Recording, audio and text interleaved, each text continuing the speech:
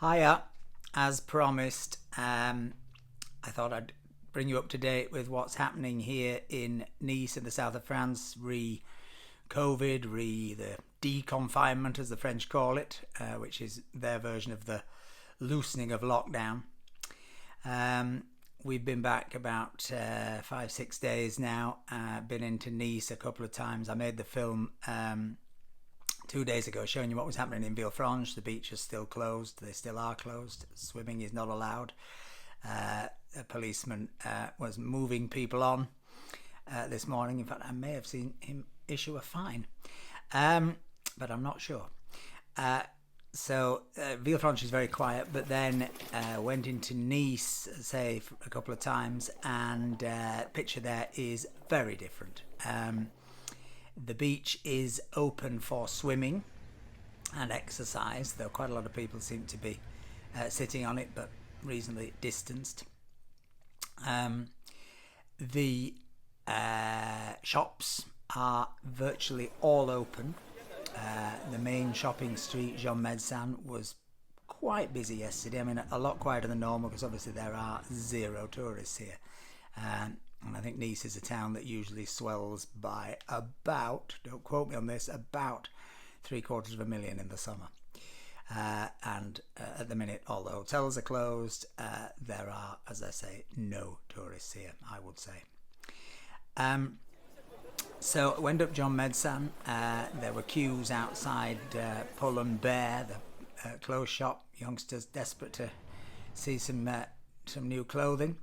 Fnac, which is the sort of shop that crosses, I don't know, Dixon's with foils, a bookshop with electronics. There was a queuing system outside there. There was very strict rules about going in wearing masks. Very strict. The security guys on the door were very strict about making sure everybody hand sanitized, and everybody was wearing masks inside. Although I think I saw one person who had taken his mask off, and a member of staff very quickly told him to get it back on. So it was strange to see a main shopping street open again, because obviously in Britain we haven't seen that, and in France they haven't seen that until the last week. I think probably as some of you know, the French lockdown was very, very strict. You needed an attestation to even go out of the house, which is a piece of paper signed telling the police, if they stopped you, and they did stop you, where you were going, either shopping or exercise. You couldn't go, I think, more than about 1 kilometre from your door. So it was a much, much stricter lockdown than the one we've had in Britain. Time will tell whether it produced a better result or the same result or a worse result. Currently, France has a daily infection rate of, the last 24 hours, 766 cases, which I think is quite a bit lower than Britain, but obviously they could be further along the journey, and 110 deaths in the last 24 hours. So those are the figures. They've actually split France into two halves, a red and a green zone. So Paris and areas in the northeast are still a red zone, where the lockdown is still much stricter because their infection rate is much higher. Luckily down in the south we're still we're at a lower rate, so we're in the green zone, so schools have reopened. I was talking to a couple of friends of mine whose kids have gone back to school. They're in much smaller class sizes. They're only going to school 2 days a week, but the schools have reopened. I asked this particular friend how many parents were sending their kids back. She thought about 50%.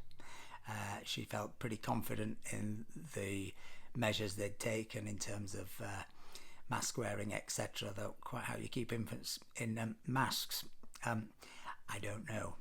I know I talked to a few teacher friends of mine, and they say that social distancing in school is impossible. But anyway, that's the kids are back. Transport systems are all up and running.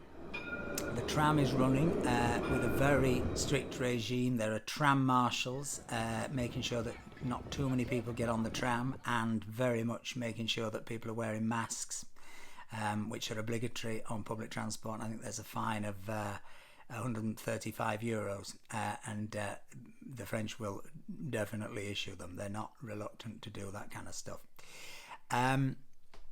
But the tram is busy, I would say. I think that one seat in the middle is of each group of three is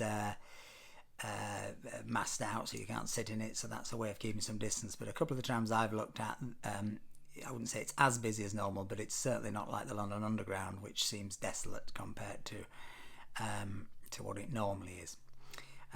Anybody who knows Nice, there is a brilliant tram system here that's just been extended. You can actually go right out to the airport from the centre of town for €1, which is phenomenal.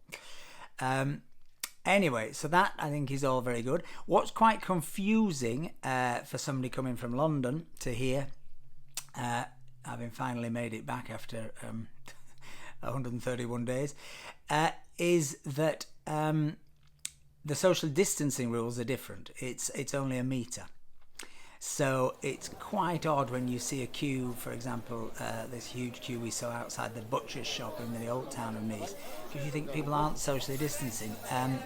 But in the end, it is only a metre here. There is obviously a difference between what the scientists here think and what the scientists in Britain and other countries think is the right distance for safety.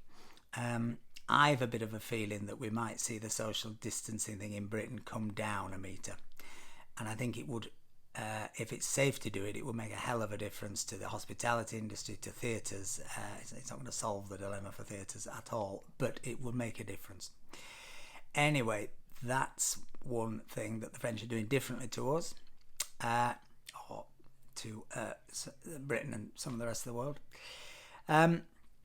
Another thing I noticed yesterday, which I think is beginning to happen in London too, is that the mayor of Nice, Mr. Estrosi, who incidentally had COVID and recovered, and he's a very keen cyclist, has extended the cycling network quite considerably. I think I'm right in saying he's added 60 kilometres of paths, and I went on some of them yesterday. One of them's amazing. It's on the Promenade Anglais, which is the main road right on the front of Nice that was built partially with British money when the orange crop failed 100 and whatever years ago, and it used to be very, very trafficky, and now from the port right down to sort of the centre of town where the Petit Maison is, the famous old restaurant so beloved of Mr. Elton John, it is now single file traffic. So the cycle path has doubled in size, the pedestrian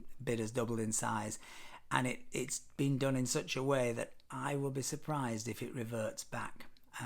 And providing it doesn't cause traffic chaos, I hope it doesn't revert back. The new tram is enabling so many more people to get to the airport. There's not the need for anything like the number of buses and taxis to go on the Prom Anglais to the airport that there was before.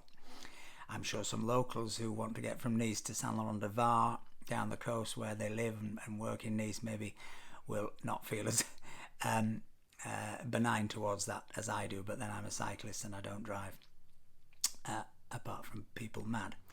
So that's the cycling bit, that's and the public transport bit. The buses are all running again. The buses are very empty, I would say. The famous 100 bus that goes on the coast, you can go right the way from Nice to Menton on it. I've seen it a couple of times, very, very empty. Usually that is incredibly busy. In fact, I think it's one of the busiest bus routes, if not the busiest bus route in Europe. So that's an interesting shift. Cafes and restaurants still all closed. It's going to be a huge problem here when they do reopen, because some of the ones, particularly in the old town, some of my favourite restaurants are the small, cheap by jowl restaurants like Acchiardo, which has been in the same family for 70, 80 years. It is wonderful, but it really is cheap by jowl dining, and with very little outside space. So for those kind of restaurants, I suspect the social distancing thing is going to be a real problem. Quite a few of the cafes are serving coffee as takeout, and though you can't sit at their chairs in the street, you can sort of sit in the squares and sit on the edge of a fountain and that kind of thing. And people are doing that. And I think obviously the same thing will happen in London when the lockdown is eased and that will happen in the rest of Britain will be that if the weather keeps good, I think more and more drinking, eating will take place outside in the street where it certainly feels safer.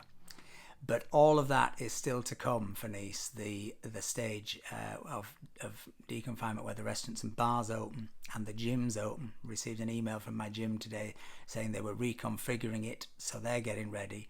The hope is, and it is only a hope, that if the figures stay low, bars, restaurants, gyms could begin to open in maybe first or second week of June. Originally that was July, so that's come forward a little bit. The other thing I noticed is that markets are open. Our lovely market in Villefranche was open yesterday. Everybody was wearing masks. There were barriers between the fruit and vegetables and the customers. Usually you'd go in and squeeze your melons. Not allowed anymore. And some of the store holders were wearing PPE. But apart from that, the market's functioning now. And again, I've felt all along that you feel much safer shopping outside than you do in Tesco's or Carrefour or Monoprix. Talking of Monoprix, I passed Monoprix yesterday and there's a sale on Corona. I kid you not, in the doorway was this giant pile of Corona beer. Clearly nobody wants Corona. But the highlight of being back here, apart from going up to my favourite picnic zone today and seeing all the locals playing bowls and getting together with families, which was it was a gorgeous sight, because there were literally families coming together who clearly had not done this for weeks and weeks, with grandparents, etc., in picnic chairs, playing bowls, drinking wine, playing music. The French love a picnic. But it was a quintessentially French sight, and it was lovely to see people who clearly had not been together for quite a long time reunited. I think I'm right in saying that the rule here now is up to 10 people can meet outside. I think that's the rule, but better check. But the other highlight of the week is I got my hair cut. Look, can you tell? Doesn't it look better? Doesn't it? Looks better. Thick on top, isn't it? But no, seriously, I was so delighted to go to the hairdressers. And it's funny because you come out and you go, well, I haven't got that much hair. It doesn't look that different. But often I talk to my dad every day on the iMessage, and the amount of times, and he's a 90-year-old guy in Yorkshire, he talks about he wished he could get his hair cut. And you sort of realise that having your hair cut it's not about vanity or anything else. It's about self-esteem. And if you look in the mirror and your hair's hanging down and it just looks a mess, it's very easy, I think, for everything else to just fall away and for you to just give in and not exercise and not create anything and not write anything, whatever. So I think it's I think the terrible recession to come will damage many things, but I don't think hairdressers will ever go out of business. And Mika, my hairdresser in Nice, is fantastic. I'll put a link below in the thing, because that's what you do, isn't it? Put a link below, so you can, if you're in Nice, you can go to Mika, although he's very busy. So that's what's happened to us since we came back. That's what's happening in Nice. They are in the process of deconfining themselves. And it will be fascinating to see how this evolves. It's causing political problems for Macron already, not just the deconfinement, but the whole thing. He's had defections, so I don't think he longer has a majority in the Senate. So it's causing ructions across the world, and it's going to cause many, many financial ructions here. I'm sure that this is the calm before the storm. But it will be interesting to see how it develops and to see whether their infection rate stays low with the relaxation, or whether it stays acceptably low, low enough. May you live in interesting times. Please, please, please subscribe. Hit my face. I mean, that'll give you joy, if nothing else. Please subscribe, and I'm going to try and keep you up to date on a view from Nice. I might even call the vlog a view from Nice.